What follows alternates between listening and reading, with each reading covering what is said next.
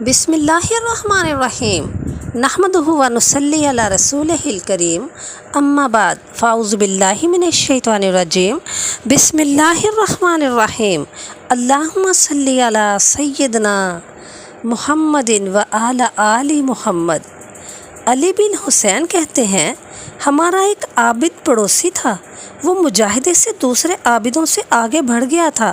نماز پڑھنے کی وجہ سے اس کے پاؤں سوج گئے تھے اور رونے کی وجہ سے اس کی آنکھیں مریض ہو گئی تھیں۔ اس کے گھر والے اور اس کے پڑوسی جمع ہو کر اس کی شادی کے بارے میں پوچھنے کے لیے آئے تو اس نے ایک باندی خرید لی جو گانا گاتی تھی اور انہیں پتہ نہیں تھا۔ ایک دن وہ اپنی عبادت گاہ میں نماز پڑھ رہے تھے تو باندی بلند آواز سے گانا گا رہی تھی، جسے سن کر اس کی عقل زائل ہو گئی۔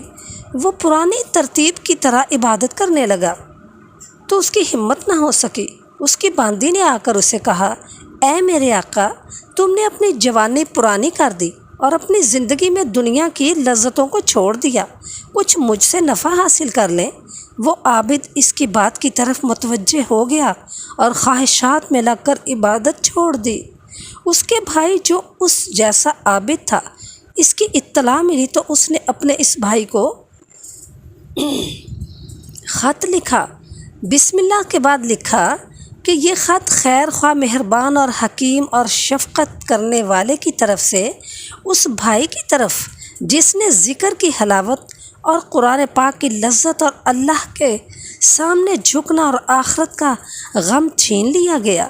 مجھے یہ خبر پہنچی ہے کہ آپ نے اپنی آخرت بیچ کر ایک باندی خریدی ہے۔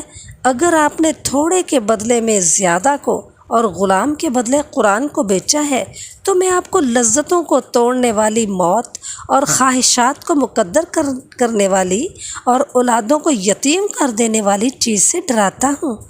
وہ ایسے اچانک آئے گی کہ آپ کی زبان کو گونگا کر دے گی اور آپ کے اعضاء کو بے حرکت کر دے گی اور کفن کو آپ کے قریب کر دے گی اور آپ کے اہل اور پڑوسیوں کو آپ پر جمع کر دے گی۔ اور میں آپ کو اس چیخ سے ڈراتا ہوں جس وقت اللہ تعالیٰ کے خوف سے امتیں جھکی ہوئی ہوں گی۔ اے میرے بھائی، تو بچ جا، غضبناک بادشاہ سے تجھے کیا چیز چھڑائے گی؟ پھر یہ خط بند کر کے اپنے بھائی کی طرف بھیجا۔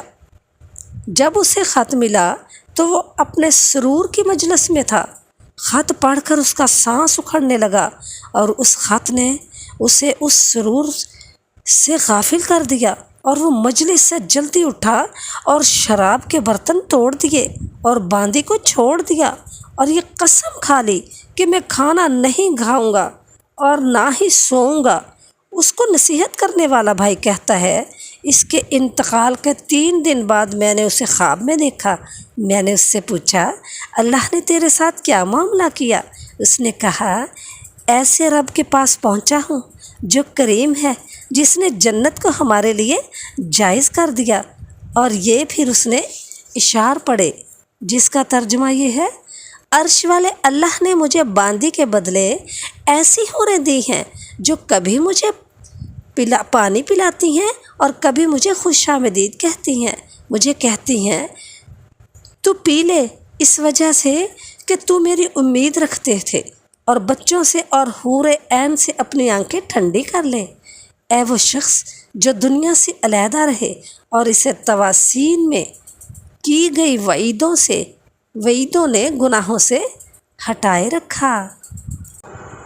بیان کیا جاتا ہے کہ ابراہیم بن ادھم رحمۃ اللہ کے پاس ایک آدمی آیا، ان سے کہنے لگا، اے ابو اسحاق، میں اپنی جان پر زیادتی کرنے والا آدمی ہوں، آپ مجھے ایسی بات پیش کریں جو میرے نفس کو ڈانٹنے والی ہو اور میرے نفس کو برائیوں سے کھینچنے والی ہو۔ ابراہیم بن ادھم نے فرمایا، اگر 5 عادتوں کو آپ قبول کر لیں اور ان پر عمل کریں تو کوئی گناہ آپ کو نقصان نہیں دے گا اور کوئی لذت آپ کو ہلاک نہیں کرے گی۔ جوان نے کہا، اے ابو اسحاق، بتائیں وہ 5 خصلتیں کیا ہیں؟ ابراہیم بن ادھم نے فرمایا، پہلی یہ کہ جب آپ اللہ کی نافرمانی کا ارادہ کریں تو اللہ کا رزق نہ کھائیں۔ جوان نے کہا، پھر کہاں سے کھاؤں حالانکہ زمین میں سارا رزق اللہ کا ہے؟ ابراہیم بن ادھم نے کہا، اے فلاں، کیا آپ کو یہ اچھا لگتا ہے کہ اس کا رزق کھائیں اور اس کی نافرمانی بھی کریں؟ جوان نے کہا نہیں، اچھا نہیں لگتا، دوسری بتائیں۔ ابراہیم رحمۃ اللہ علیہ نے فرمایا جب آپ اللہ کی نافرمانی کا ارادہ کریں تو اللہ کے کسی شہر میں ٹھہریں۔ جوان نے کہا یہ تو پہلے سے بھی زیادہ سخت ہے، جب مشرق و مغرب اور ان دونوں کے درمیان کا سارا علاقہ میرے رب کا ہے تو میں کہاں جاؤں گا، کہاں ٹھہروں گا؟ ابراہیم نے کہا آپ اللہ کا رزق کھائیں اور اس کی زمین میں ٹھہریں اور اس کی نافرمانی بھی کریں۔ جوان نے کہا نہیں، آپ تیسری بتائیں۔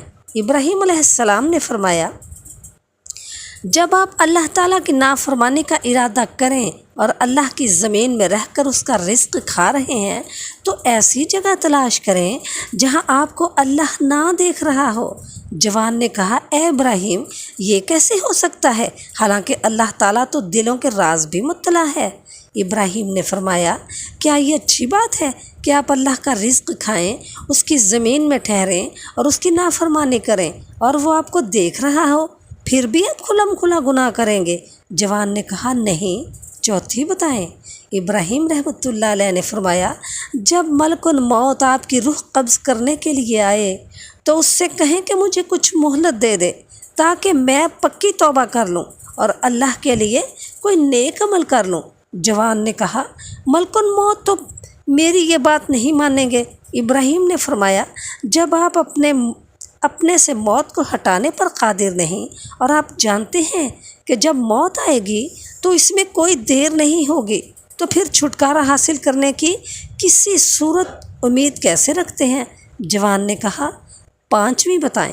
ابراہیم رحمۃ اللہ علیہ نے فرمایا قیامت کے دن فرشتے جب آپ کو جہنم میں لے جانے کے لیے پکڑیں تو آپ ان کے ساتھ نہ جائیں۔ جوان نے کہا فرشتے تو مجھے نہیں چھوڑیں گے، وہ میری بات نہیں مانیں گے۔ ابراہیم نے فرمایا تم اس وقت نجات کی کیسے امید رکھتے ہو؟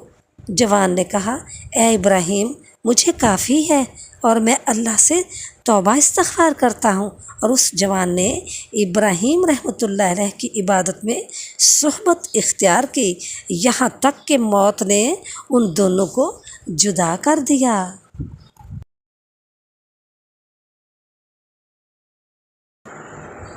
حضرت امام حسن رضی اللہ تعالیٰ عنہ کے اقوال۔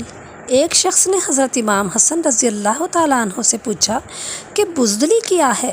آپ نے فرمایا دوستوں سے بہادری اور دشمنوں سے بھاگنا۔ ایک شخص نے حضرت امام حسن سے پوچھا جوانمردی کیا ہے؟ فرمایا دین کی حفاظت، نفس کی بزرگی، نرمی کی عادت، ہمیشہ احسان کی عادت، حقوق کی ادائیگی۔ کسی شخص نے حضرت امام حسن علیہ السلام سے پوچھا کہ کرم کا کیا مطلب ہے؟ ارشاد فرمایا بے مانگے عطا کرنا۔ حق اور باطل میں 4 انگل کا فاصلہ ہے، جو اپنی آنکھوں سے دیکھو وہ حق ہے اور کانوں سے تو بہت سی غلط باتیں بھی سنا کرتے ہیں۔ نیکی کا مطلب یہ ہے کہ اس سے پہلے ٹال مٹول نہ ہو اور اس کے آخر میں احسان نہ جتایا جائے۔ لوگوں کو ہلاک کرنے والی 3 چیزیں ہیں، تکبر، حرص، حسد۔ تمہارے لیے غور ضروری ہے اس لیے کہ تفکر قلب بصیر کی زندگی ہے۔ وہ بے ادب ہے جس کے پاس عقل نہ ہو، وہ بے مروت ہے جس کے پاس ہمت نہ ہو، اور وہ بے حیا ہے جس کے پاس دین نہ ہو۔ حضرت امام حسن رضی اللہ تعالیٰ عنہ فرماتے ہیں بہترین مالداری قناعت ہے اور بدترین فقیری دولت مندوں کے سامنے سر جھکانا ہے۔ مزاج ہیبت کو ختم کر دینا ہے اور خاموش انسان کی ہیبت زیادہ ہوتی ہے۔ فرصت بہت جلد ختم ہوتی ہے اور بہت دیر میں پلٹ کر آتی ہے۔ تم جس طرح چاہتے ہو کہ لوگ تم سے مصاحبت کریں، اسی طرح تم بھی لوگوں کے ساتھ مصاحبت کرو۔ قریب ہے کہ جس کو دوستی نزدیک کرے، چاہے رشتے کے اعتبار سے وہ دور ہو۔ جو ہمیشہ مسجد میں آمد و رفت رکھے گا، اس کو درج ذیل 8 فائدوں میں سے کوئی نہ کوئی فائدہ ضرور حاصل ہوگا۔ قرآن کی کسی بحکم آیت سے فائدہ مند دوست، نئی بات، رحمت جو اس کے انتظار میں ہوگی، ایسی بات جس سے اس کو ہدایت ملے، ایسا کلمہ جس سے ہلاکت سے بچ جائے، ترک گناہ اور ازرو شرم، ترک گناہ ازرو خوف الہی۔ جو شخص تقوی الہی کو پیشہ بنا لے، اللہ تعالیٰ اس کے لیے فتنوں سے نجات کا راستہ پیدا کر دیتے ہیں اور اس کے عمر کی اصلاح کر دیتے ہیں، اس کی ہدایت کا انتظام کر دیتے ہیں، اس کی دلیلوں کو کامیابی عطا کرتے ہیں، اس کے چہرے کو نورانی کر دیتے ہیں، اس کی خواہشات پوری کر دیتے ہیں، اور وہ ان لوگوں کے ساتھ ہوتا ہے جن پر اللہ اپنی نعمتوں کو نازل فرماتا ہے، جیسے انبیاء، صدیقین، شہداء، صالحین۔ رسول اکرم صلی اللہ علیہ وآلہ وسلم غروب آفتاب کے بعد نماز مغرب پر کسی کام کو مقدم نہیں فرماتے تھے۔ سبحان اللہ، سبحان اللہ، سبحان اللہ۔